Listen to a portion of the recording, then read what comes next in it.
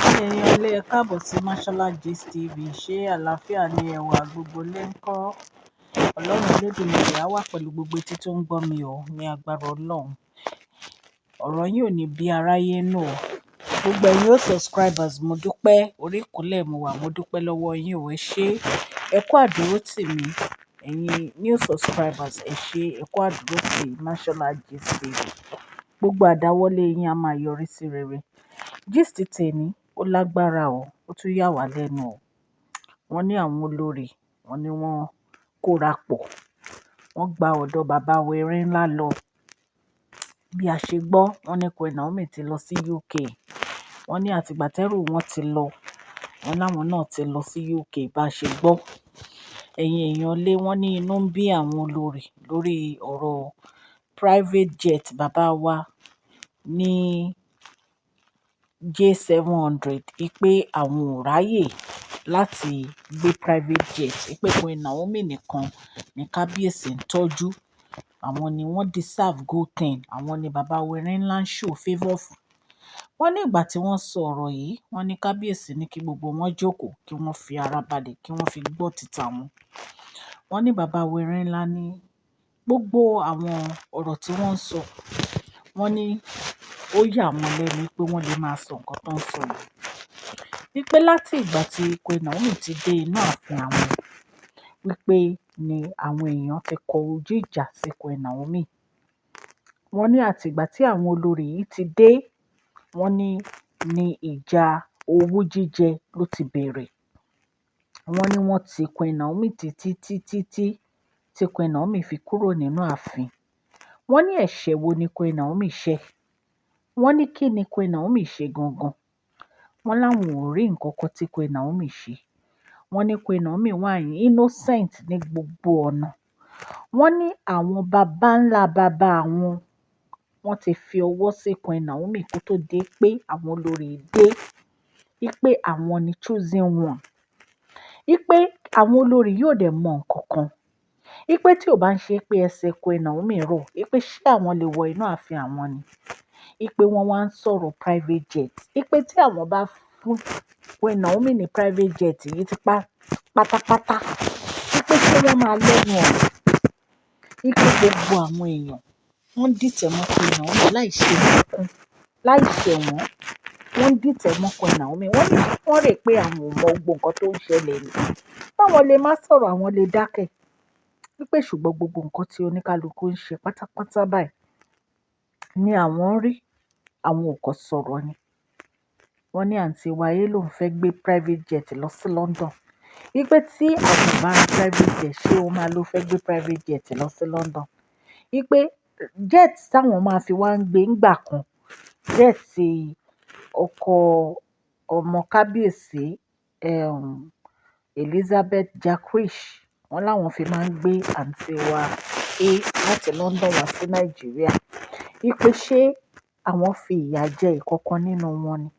Pé kí wá ló dé tí ó jẹ́ pé ọ̀rọ̀ Queen Naomi ni wọ́n ń wáyé mọ́, ni wọ́n ń dìtẹ̀ mọ́, ni wọ́n ń pariwo lé lórí. Wípé gbogbo èèyàn ló ti sọ fún wọn kán jáwọ́ lọ́rọ̀ Queen Naomi pé wọn ò dẹ̀ gbọ́. Pé ìtorí ẹni tó bá lóun fẹ́ kọjú ìjà sí Queen Naomi, àwọn náà máa kọjú ìjà sí. Ẹ̀yin èèyàn lé nǹkan tó ń gbọ́ nìyẹn o. Sọ ní bàbá wẹrẹ ńlá sọ allegedly. Ẹ mọ̀ pé ó ti pẹ́ tó ti ń wọ̀n àwọn olórí yìí. Ìyá onífá wọ̀nù wọn. Àwọn sister kábíyèsí tán nífẹ̀ẹ́ Queen Naomi, wọ́n wọ̀nù wọn. Lẹ́yìn yẹn gbogbo àwọn olóyè pátápátá náà ti bá wọn sọ̀rọ̀ tán wọ̀nù wọn. Ṣùgbọ́n àwọn àǹtí wa yìí ò gbọ́. Wọ́n láwọn ń jà fún ẹ̀tọ́ àwọn ọmọ wọn.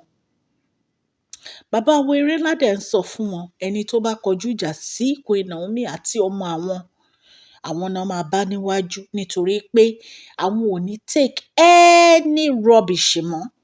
Enough is enough. Ẹ̀yin ẹ rántí ìgbà tí ilé tí bàbá wẹrẹ ńlá kọ́ fún wọn tán sọ́nà sí. Dèní iṣẹ́ rẹ̀ pé bí ọ̀rọ̀ yẹn ṣe wọlẹ̀ nìyẹn. Àmọ́ ẹni tó sọná sí ilé yẹn dèní. Àbí gbogbo wa kọ́ la rí lórí social media tí ilé jóná. Odindi ilé ńlá, gbogbo ẹ̀ jóná ó dẹ́rú. Àìmọye ìgbà ni wọ́n ti damage mọ́tò ní inú palace bàbá Erin ńlá náà ni. Mọ́tò tí kábíyèsí rà fún Queen Naomi, wọ́n náà destroy mọ́tò yẹn. A gbọ́ ni lórí social media náà láti gbọ́. A lot of things ni wọ́n damage, ni wọ́n destroy nítorí owú jíjẹ. Bàbá Erin ńlá sọ fún ẹ pé tí wọ́n bá stop owó yìí, ibi tó máa bá wọn dé wọn ní láìkẹ́. Ìyàwó àwọn ni Queen Naomi, ibi táwọn bá fẹ́ kí Queen Naomi wà ni Queen Naomi máa wà. Kò séèyàn kankan tó máa sọ fáwọn nǹkan táwọn máa ṣe. Ọba làwọn, àwọn ọba lórí ohun gbogbo, ọkọ wọn làwọn. Nǹkan táwọn bá fẹ́ làwọn máa ṣe. Wọ́n ní ìgbà tí bàbá Erin ńlá máa wojú wọn lẹ́yọ kọ̀ọ̀kan báyìí, wọ́n ní ṣe ni omi ló lé sí wọn lójú. Wọ́n ní omi lé sí wọn lójú ni o, ẹ̀yin èèyàn lé. Nǹkan tá a gbọ́ nìyẹn. Ṣé ẹ mọ̀ pé bí a ṣe gbọ́ náà nìyẹn, tán ní ẹ̀gbọ́n kábíyèsí Princess Fọláṣadé wọ́n wá bá wọn sọ̀rọ̀. Bẹ́ẹ̀ náà ni bàbá kábíyèsí náà wọ́n ti wá bá wọn sọ̀rọ̀. But still yet náà wọ́n ní wọ́n ṣì ń argue lórí ọ̀rọ̀ J700 yìí àti ilé tí kábíyèsí tí wọ́n ní kí Queen Naomi dé sí ní London. Wọ́n ní inú wọn ò dùn rárá, wípé inú wọn ò dùn. Ọ̀rọ̀ yẹn ó really touch wọn gan.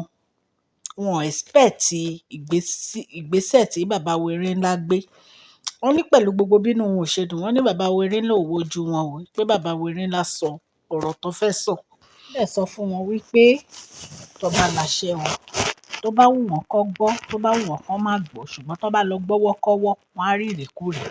Nǹkan tí wọ́n ní bàbá Erin ńlá fún wọn. Ẹ̀yin náà wo yèyé mẹ́ta, Princess Fọláṣadé, pẹ̀lú gbogbo bí Princess Fọláṣadé ṣe bá wọn sọ̀rọ̀ tó. Ṣé ó tún yẹ kí wọ́n tún máa sọ̀rọ̀ nípa private jet àti ilé tí ibi tí Queen Naomi fẹ́ dé sí? Ibi tó bá wù kábíyèsí náà máa ní kí Queen Naomi wà. Ibi tó bá wù wọ́n, kì í ṣe pé bóyá wọ́n fẹ́ lọ máa gbé London náà, ṣé bọ́n ń lọ fún vacation. Ibi tó bá wù wọ́n, ibẹ̀ náà máa wà. Kò sí nǹkan tí anybody lè ṣe. Ilé ọkọ wọn ni àwọn dẹ̀ ni wọ́n mọ ibi tán fẹ́ fi ọmọ wọn àti ìyàwó wọn sí. Ẹ mọ̀ pé àǹtí Wáyé gbógun títí lórí ọ̀rọ̀ ilé yẹn because wọ́n ní ìgbà tó wà ní oyún, ó ti tó bímọ. Wọ́n ló ti sọ fáwọn èèyàn, ó ti sọ fún wọn pé tóun bá ti bímọ, tóun bá máa padà báyìí, ilé kábíyèsí tó wà ní London ló máa dé sí. Nǹkan tọ́rọ̀ yẹn fi ká lára nìyẹn. Ẹ mọ̀ pé ó gbé ìgbésẹ̀ tó lè gbé pẹ̀lú àwọn elder lórí ọ̀rọ̀ ilé yìí. But wọ́n ní kábíyèsí ní rárá o, pé Naomi ló máa dé síbẹ̀. So right now, a gbọ́ pé gbogbo àwọn iṣẹ́ tó yẹ kí Queen Naomi máa ṣe, gbogbo ẹ̀ ni wọ́n ti yọ̀ǹda ẹ̀ fún Queen Naomi. Wọ́n dẹ̀ ni wọ́n máa ṣe welcoming party fún wọn ní London. Bá a ṣe gbọ́ ni o. Ẹ mọ̀ pé nǹkan tá a gbọ́ la wá torchlight sí o. Mi ò bá kábíyèsí gbé nínú palace o. So right now, Ọlọ́run Elédùmarè á wà pẹ̀lú kábíyèsí àti Queen Naomi o. A mọ̀ how long náà máa lò ní London o, ṣùgbọ́n kì í ṣe pé bóyá wọ́n ń lọ permanently o. Wọ́n kàn lọ fún vacation. Ọlọ́run Elédùmarè ọba láàánú á wà pẹ̀lú bàbá Erin ńlá. Gbogbo bẹ́ẹ̀ ṣe ń tọ́jú Queen Naomi, gbogbo owó tẹ̀ ń ná, Ọlọ́run á máa bá mi dá padà fún yín. Tẹ́ bá ṣà ti ń tọ́jú Queen Naomi, inú àwa ìyá máa dùn. Ẹ ṣé o, a dúpẹ́ o kábíyèsí. Ẹ máa pẹ́ lórí ìtẹ́ àwọn baba ńlá baba yín o. Ẹ ní kú ní rèwerèwe o.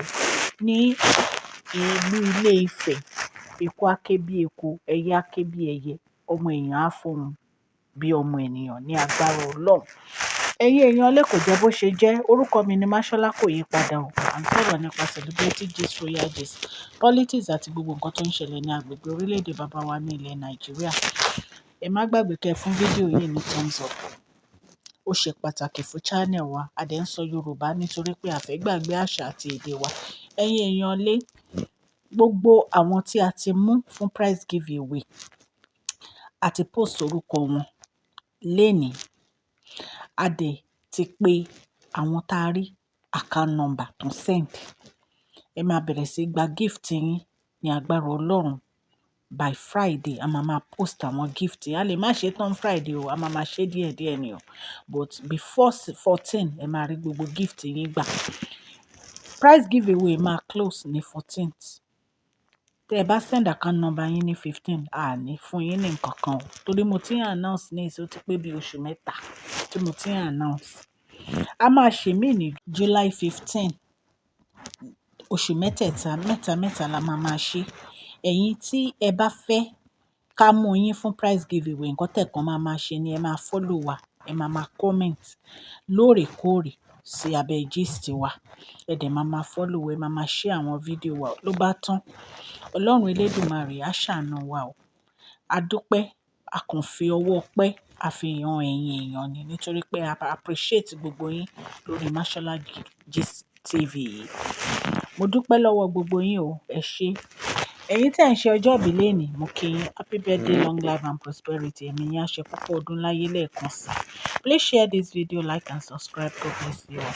Mashola Gist TV. Love you all.